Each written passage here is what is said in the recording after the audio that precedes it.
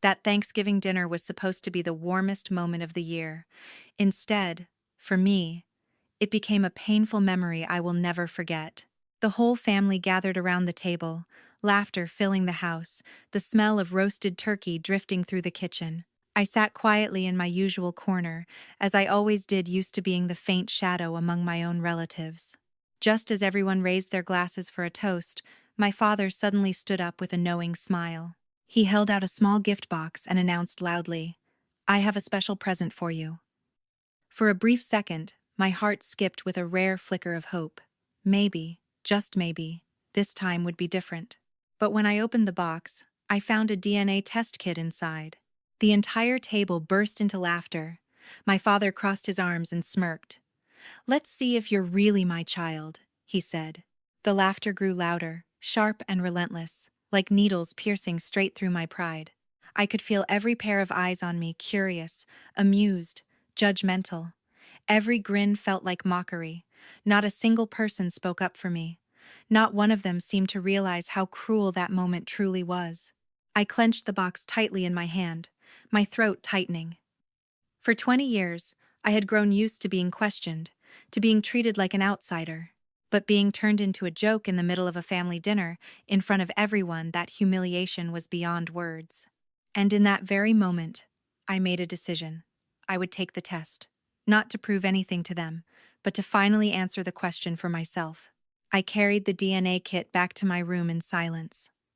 The laughter from the living room still echoed through the house, as if my pain were nothing more than cheap entertainment. I shut the door firmly and dropped onto my bed, staring at the small box in my hands. My emotions tangled together: anger, hurt, and a growing, shapeless fear. For years, I had felt out of place in this house. I didn't look like my father. I didn't resemble my mother or anyone else in the family. Not my face, not my skin tone, not even my eyes. Half-joking remarks like, "Are you sure you're really their child?" had followed me since childhood. I would laugh them off, but deep inside, each comment left a scratch on my heart. Now, holding the test kit, I realized something. Maybe I wanted the truth more than anyone else did. Not to rebel, not to prove a point, but simply to understand who I really was in this world. I followed the instructions carefully, collected the saliva sample, sealed it, and mailed it out that very night. The moment the package left my hands, my heart felt unbearably heavy.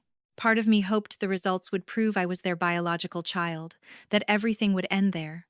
But another part of me was terrified. What if I wasn't? Would my life ever be the same again?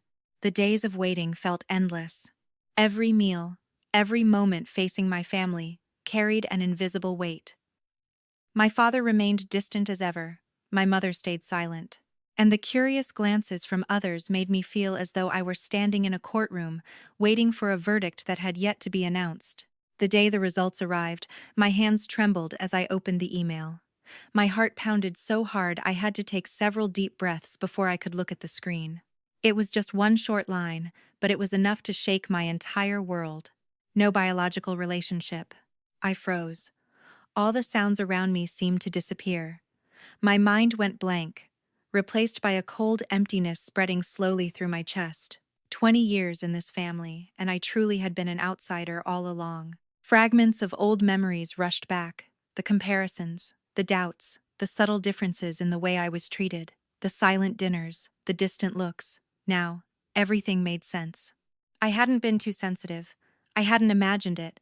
It was because I had never truly belonged there. I closed my laptop and sat there motionless for a long time. The anger was gone. All that remained was a deep, aching sadness. But then another thought began to rise.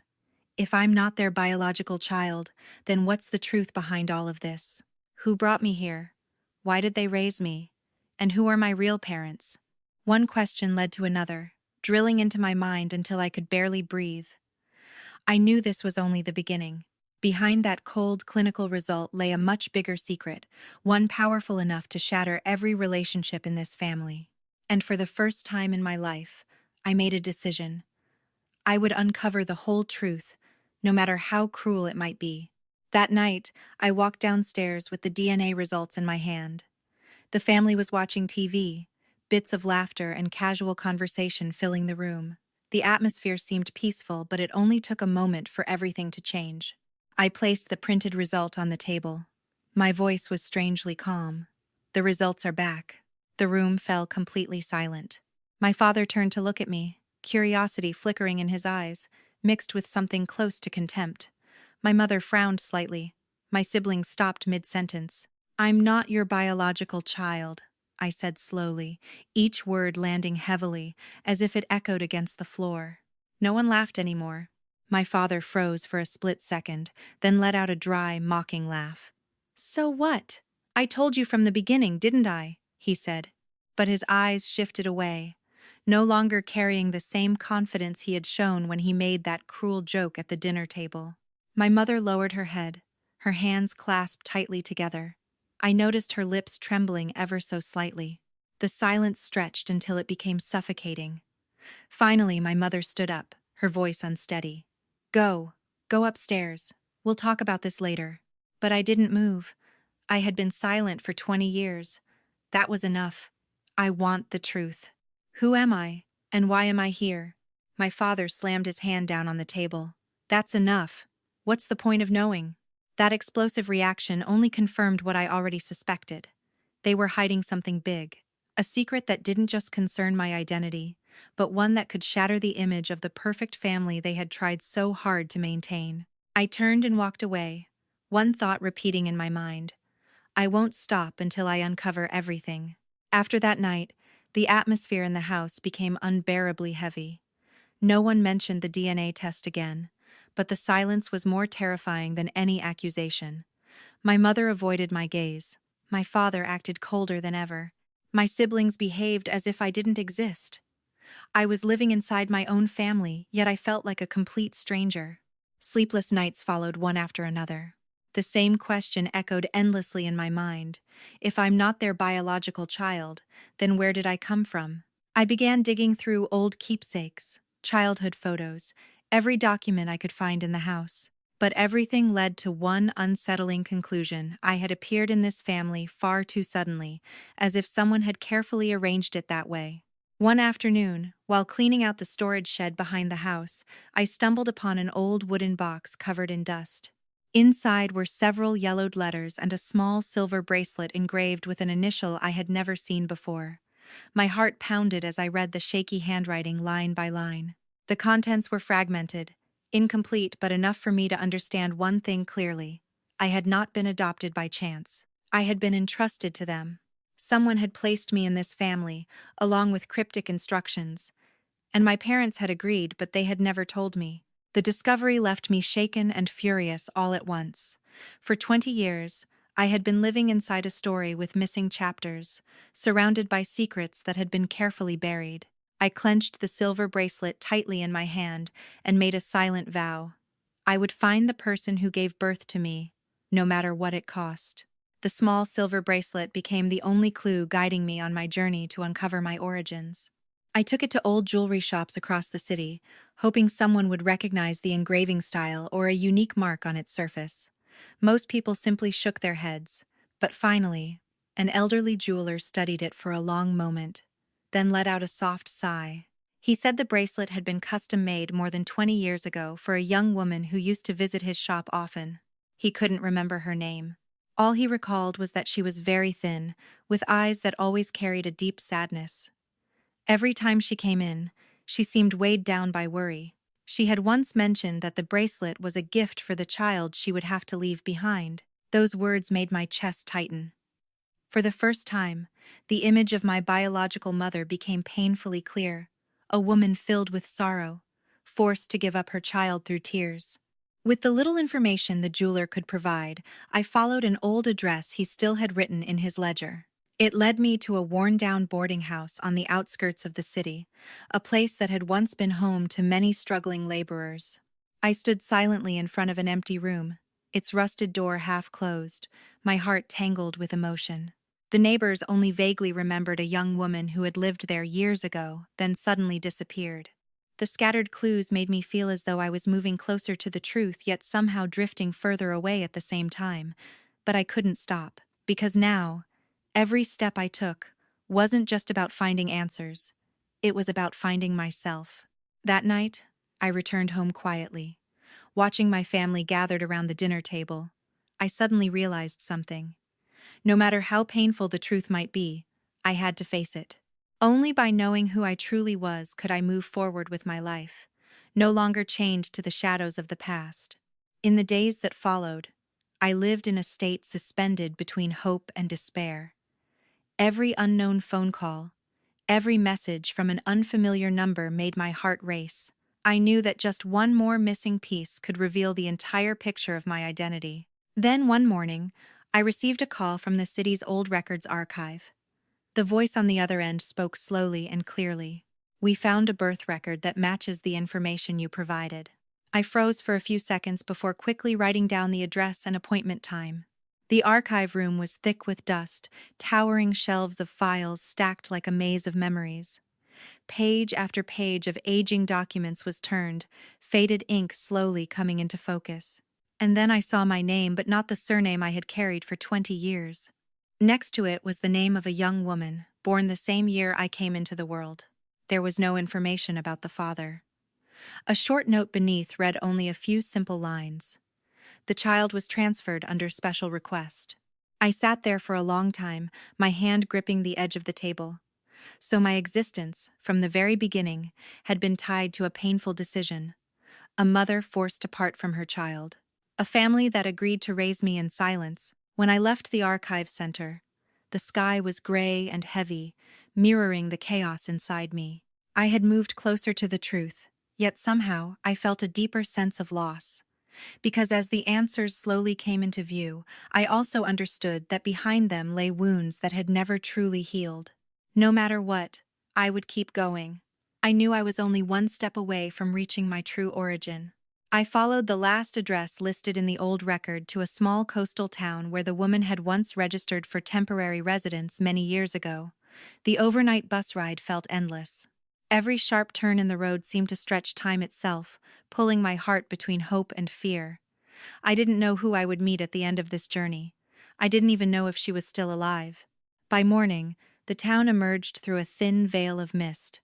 Narrow roads, weathered houses tucked along the shoreline. A strange, quiet peace hung in the air. I asked around, showing the silver bracelet as my only clue. Most people shook their heads until an elderly fish vendor paused when she saw it. She said she had once known a woman who wore an identical bracelet. The woman had lived quietly in a small house near the seawall, then left a few years ago. Following the directions, I found myself standing in front of an abandoned house covered in moss. The wooden door creaked softly as I pushed it open.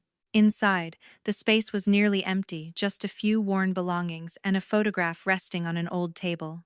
In the picture, a young woman held a newborn baby in her arms. Her eyes were filled with love and despair at the same time. My chest tightened painfully. I knew that baby was me. Beside the frame lay an unsent letter. The trembling handwriting spoke of the agony of being separated from her child, of a promise to return once she was strong enough, capable enough. But fate had never given her that chance. I collapsed onto the floor, tears falling uncontrollably. For the first time in my life, I truly felt how deeply I had once been loved. It wasn't that I had been unwanted, life had simply been too cruel. In that moment, I understood. My journey was nearing its end, but the emotions it had awakened would stay with me forever. I left the abandoned house when the sun was already high in the sky.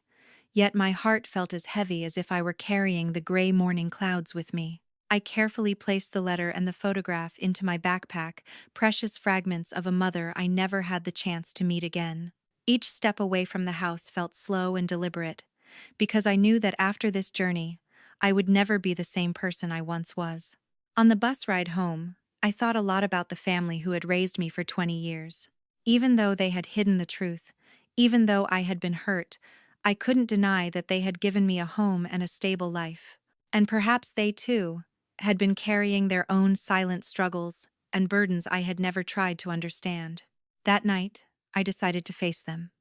We sat around the dinner table, the tension stretched tight between us. I placed the letter and the photograph on the table, my voice low and steady. "I know everything." My mother broke down in tears. My father lowered his head, his hands trembling slightly. At last, They confessed the whole story about the young woman who had entrusted me to them, about the promise to keep it a secret to protect me from a painful past. Their words didn't erase the hurt, but they helped me understand. For the first time, I no longer saw my parents as distant or harsh. I saw them as human, flawed, burdened, and trying in their own imperfect way. That night, I lay awake for hours. Caught between love and loss, between past and present, I realized something. The truth can shatter your heart, but it can also help you grow. And I knew that no matter where life would lead me next, I would move forward with a stronger heart. After everything, I chose to forgive. Not because the pain had disappeared, but because I understood that holding on to resentment would only imprison me in the past. That family, though we did not share the same blood, were the ones who raised me, who gave me a home, an education, and the chance to become the person I am today. I began to look at my parents differently. I no longer saw only the cold words or the emotional distance. I saw two people who had once faced one of the hardest decisions of their lives. Some secrets are not kept to deceive, but to protect. And some pain can only be carried silently. I kept the photograph and the letter as sacred pieces of memory. They remind me that I was once loved with a whole heart, even in the cruelest of circumstances. The mother I never had the chance to meet became a quiet source of strength, inspiring me to live a life worthy of that love. From that day on, I learned to cherish the smallest moments. A warm meal, a simple question asked with care, a peaceful evening at home. I came to understand that family is not built by blood alone, but by sacrifice, compassion, and the choice to stay by one another's side. In the months that followed, my life slowly turned a new page. There were no more explosive confrontations, no more heavy, suspicious stares. Instead, there was the quiet space we all needed to heal in our own ways. My father began speaking to me more often, still awkward, still reserved, but trying. My mother showed her care through small, silent gestures, cooking my favorite dishes and leaving the nightlight on whenever I came home late. I changed, too. I no longer craved validation or tried to prove my worth by pleasing everyone else. I learned to listen to myself, to appreciate what I had, and to slow down. Every morning when I woke up, I reminded myself that simply being alive was already a miracle. Some nights, I still take out the old photograph and wonder if my biological mother were still alive. How proud would she be of me? But instead of drowning in regret, I choose to turn that longing into motivation. I work harder. I live more kindly. I strive to become the best version of myself. I've come to understand that our origins do not determine who we become.